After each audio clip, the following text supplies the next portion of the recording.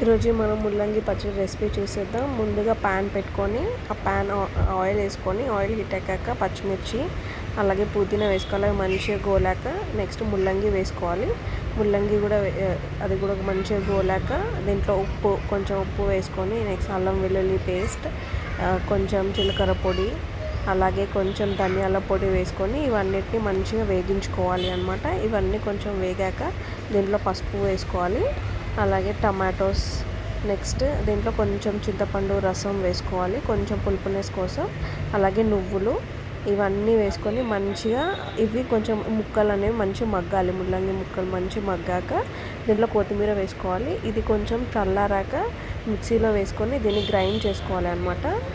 పచ్చడిలోకి తాలింపుగా ఒక ప్యాన్ పెట్టుకొని ఆయిల్ వేసుకొని జీలకర్ర, ఆవాలు, కొంచెం ఎండుమిర్చి, కరివేపాకు వేసుకొని మనం ఏదైతే పచ్చడిని మిక్సీ చేసామో దాంట్లో ఈ తాలింపు వేస్తే